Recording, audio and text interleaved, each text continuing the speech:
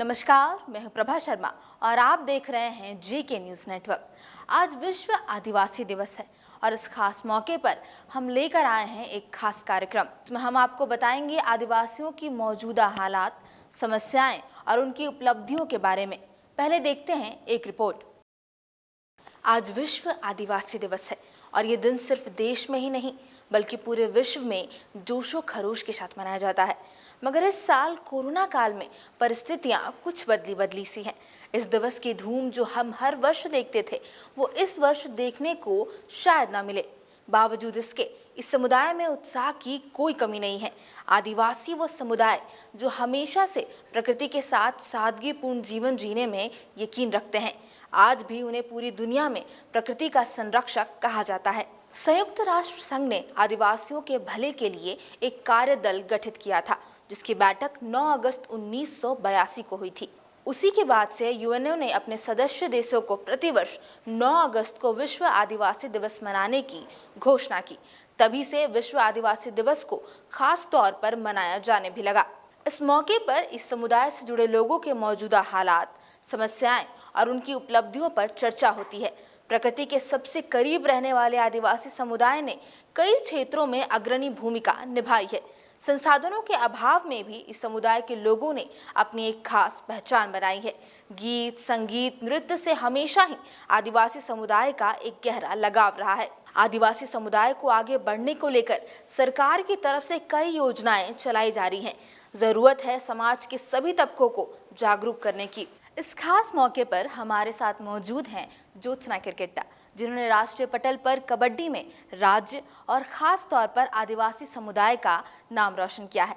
ज्योत्सना जी, सबसे पहले हमारे इस कार्यक्रम में आपका बहुत बहुत स्वागत है और आज विश्व आदिवासी दिवस है, उसकी भी आपको बहुत बहुत शुभकामनाएं।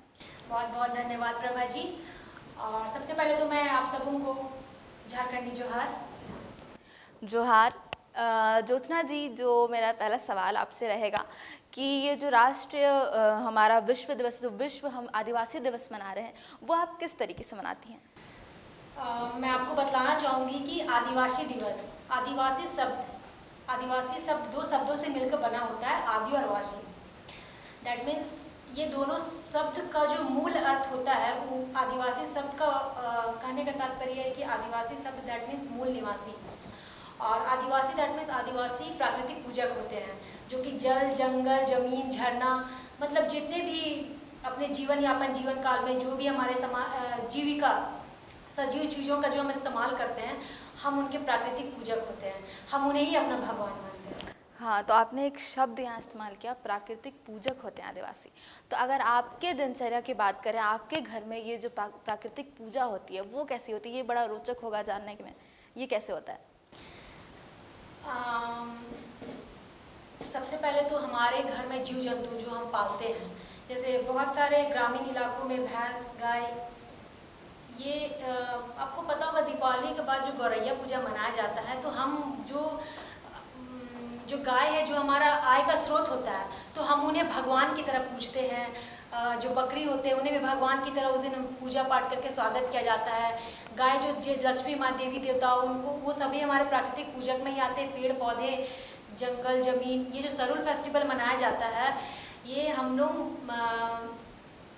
मार्च के बाद अप्रैल महीना में मनाते हैं। तो ये इसलिए मनाया जाता है, उससे पहले एक दिन सरुल पूजा के एक दिन पहले देखिएगा कि सरना फूल सरुल में जो इस्तेमाल किया जाता है, तो ये सारे प्राकृतिक के ही जितने हैं सब। हाँ, तो एक बोले कि जो हमारे डेली जो दिनचर्या चल रही है, हम रोज एक तरह किसी न किसी तरीके से प्रकृति की पूजा कर रहे हैं। इन सब के जो हम देख रेख कर रहे हैं, यही एक तरीके का हमारा प्राकृतिक पूजा रहा है। जनरेशन में हर आदिवासी लड़ाई कर रहा है कि अपने जल, जंगल, जमीन को किसी भी हाल पे बचाना है। तो बचाना है दैट मीन्स ये हमारा भगवान है, हमारे पूर्वज ने हमें जो हमारे दे के अभी जो गए हुए हैं, उनको हम लोग, बहुत सारे आदिवासी लोग हैं जो अभी सहेज के नहीं रख पा रहे हैं, वो सब बिकता चला जा रहा है, कोई ना कोई आके लेते चले जा रहे हैं। तो हम लोग को बस वही चीज़ को बचाना है। अपने भगवान को हम बेच नहीं सकते, अपना प्रकृति को हम चौपट नहीं कर सकते, बर्बाद नहीं होते देख सकते हैं। हाँ, तो ये तो आपने सही बोला कि जो हमारा जो हमेशा से रिवाज चला आ रहा है, हमें उसी की महत्ता को समझना होगा। तो ये तो हम रोज़ कर रहे हैं, प्रकृति में उस चीज़ को समझ रहे हैं, लेकिन इस दिन की बात कर रहे हैं पर्टिकुलरली जो विश्व आदिवासी दिवस हम मना रहे हैं, इस दिन पर हम इस चीज़ों को कैसे रिप्रेजेंट कर सकते हैं आपके हिसाब से? हमारे लिए ये 9 अगस्त आदिवासी दिवस ये पूरे जो कि विश्व भारत में मनाया जाता है, भारत नहीं पूरे देश में जितने आदिवासी समुदाय के लोग होते हैं, इस कल्चर को किस तरह सेलिब्रेट किया जाएगा। हमारे पिछले साल या फिर लगभग 3-4 साल से तो हम लोग खुद रैली निकालते हैं इसके लिए, बाइक रैली कभी निकाल लिया, और इसमें बाइक रैली निकालते हैं तो इसमें जहाँ जहाँ सरना स्थल है, जैसे हमारा रांची का मेन सरना स्थल आपका यहाँ सिरम टोली चौक हो गया, तो सबसे पहले हम लोग सुबह उठ के लाल पाड़ साड़ी पहन के नहा धोवा के लोटा पे लेके जितने भी हमारा सरना स्थल हो गया, अखड़ा हो गया, हम लोग पानी चढ़ाते हैं अपने देवी देवताओं को, भगवान को पूजा करते हैं। उसके बाद हम लोग बहुत सारे लोग मिलके, बहुत सारे युवा बुजुर्ग लोग भी मिलके, वो भी हमें बहुत कोऑपरेट करते हैं, समझाते हैं, बतलाते हैं। हम लोग फिर बाइक रैली निकालते हैं। इसी तरह हम लोग बहुत एंजॉय करते हैं, ये सेलिब्रेट करते हैं अपने त्यौहार को। जैसे कर्मा सरोवर फेस्टिवल मनाते हैं ना, वैसे आदिवासी दिवस भी हमारे लिए बहुत महत्वपूर्ण है। हाँ, तो जैसे आपने इस दिवस का जो रैलियाँ निकालते हैं और जो यहाँ पे बुजुर्ग रहते हैं उसके उस दिन आपको बताए हुए कि उनके बारे में कि क्या होता है, कैसे होता है। सबसे पहले सुबह उठ के नहाना धोना है, नहा धोकर लोग जल किसी नदी पवित्र जगह से, जैसे स्वर्णरेखा हो गया, ये जल उठा के हम लोग। एक बात जो मुझे यहाँ थोड़ी इंटरेस्टिंगली मैं खुद जानना चाह रही थी, आपने कहा लाल पाड़ वाली जो साड़ी होती है, ये हमेशा हर रिवाज जो कोई भी आदिवासी समुदाय में अगर कुछ भी अच्छा होता है तो इसका इस्तेमाल तो ज़रूर होता है। क्या इसके पीछे भी कुछ एक लॉजिक है कि ये लाल पाड़ साड़ी क्या है, इसके पीछे क्यों इसको किस तरीके से पवित्र माना जा रहा है? जैसे महाराष्ट्र में महाराष्ट्रियन लोग, उनका देखिए कल्चर, महाराष्ट्रियन साड़ी पहनने का तरीका, वो लोग नाक पे पहनते हैं, और पता नहीं बहुत सारे गुड़ी पाड़वा ये सब त्यौहार मनाते हैं, तो उनका एक ड्रेस कल्चर रहता है। बंगालियों का देख लीजिए, वैसे ही हमारा आदिवासी का भी एक कल्चर होता है कि लाल पाड़ साड़ी, वो हमारी सरना माँ है ना, उनको ही हम लोग ये देख के लाल पाड़ साड़ी पहनते हैं, पूजा करते हैं। जैसे सब कल्चर में अपने अपने लोग पहनते हैं, मिशनरियों में भी देखा जाता है, तो वैसे ही हमारा लेकिन जैसे होता है कि दिवाली में दिए जलाए और उसके बाद फिर वो गायब, बाकी के 364 दिन क्या हो रहा है। तो उस दिन तो हमने रैलियाँ निकाली, उसके बारे में लोगों को जागरूक किया, लेकिन फिर उसका परिणाम क्या निकल रहा है पूरे साल तक? क्या लोग जागरूक हो पा रहे हैं? क्या बाकी समुदाय जो आदिवासी समुदाय में और लोग हैं, क्या इसके बारे में जागरूक हो पा रहे हैं? क्या उन्हें अपने इम्पोर्टेंस के बारे में पता है? क्या उसका सही वो इस्तेमाल कर पा रहे हैं? ये इसके बारे में आप क्या कहना चाहेंगे? इसलिए तो बहुत लोगों को नहीं पता, कर्मा सरूल के अलावा बहुत लोगों को नहीं पता चल पाता है कि आदिवासी दिवस जो है 9 अगस्त को मनाया जाता है।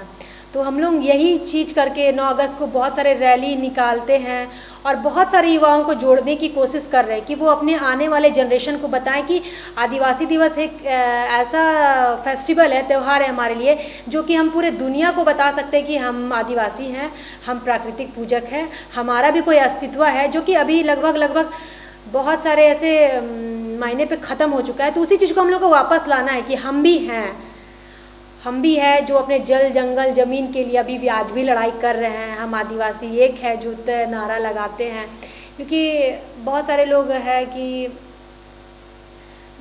बहुत सारे बात है जो कि गलत तर्क पे भी चला जाएगा, जो कि मैं यहाँ पे बोलूँगी नहीं।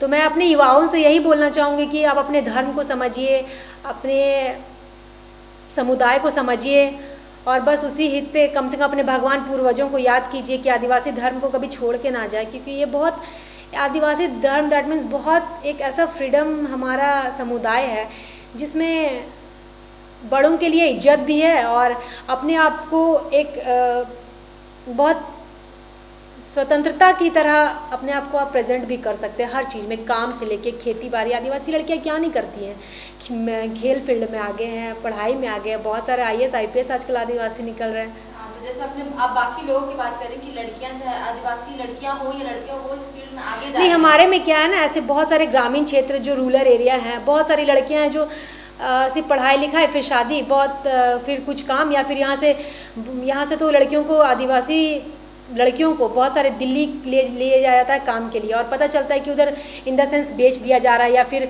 बंदी बना के रखा गया है, फिर कुछ गलत कार्य पे।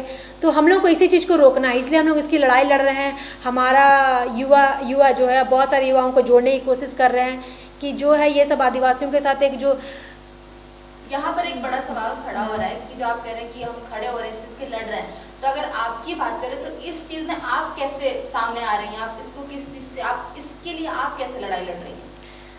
बहुत सारे, जैसे हम लोग का ग्रामीण इलाकों पे जाते हैं तो इसका जो सर्वे करते हैं कि ऐसे शोषण जो बोलते हैं ना, इनडायरेक्टली यहाँ इस क्षेत्र पे पता नहीं चल पाता है, लेकिन बहुत सारे ग्रामीण एरिया में ऐसा होता है कि काम के डर से लड़कियों को ले जाया गया दिल्ली, बेच दिया गया, या फिर उन पर शोषण हो या प्रताड़ना हो। तो इसके लिए ह्यूमन राइट्स वगैरह भी है, बट उसके अलावा और भी हमारी आदिवासी संस्था है जो इसके लिए काम करती है। इसमें काम कर रहे हैं। हाँ, जो विकास कौशल हमारे नगरा टोली बना हुआ है उसमें बहुत सारे गोंड प्रजाति की लड़कियां, आदिवासी समुदाय जो बहुत बिरहोर जाति के क्षेत्र की लड़कियां जो कि बहुत सारे आदिवासी में आते हैं, वो भी आके वहाँ कौशल विकास योजना में अपने लिए सिलाई वगैरह का काम कर रही हैं। मतलब जितना भी कंप्यूटराइज सिस्टम, अपने हाथ से मेकिंग वर्क करना, ये सब काम सीख रही है ताकि उनसे कुछ बना के कुछ पैसा अर्जित कर सके अपने लिए। चलिए, बहुत बहुत शुक्रिया ज्योत्सना जी, हमने इस दिन के बारे में भी बहुत कुछ जान लिया। जो हम प्राकृतिक पूजन जो सिर्फ आदिवासी समुदाय नहीं, उसके अंदर और क्या चीज़ें हो रही हैं, क्या और बदलाव आ रहा है, उसके बारे में भी हमने जाना। और यहाँ आने के लिए आपका बहुत बहुत धन्यवाद। हमारे दर्शकों को विश्व आदिवासी दिवस की बहुत बहुत शुभकामनाएं देती हूँ। अगर आपको ये हमारा रोचक इंटरव्यू आदिवासी दिवस के बारे में पसंद आया हो तो प्लीज़ इसे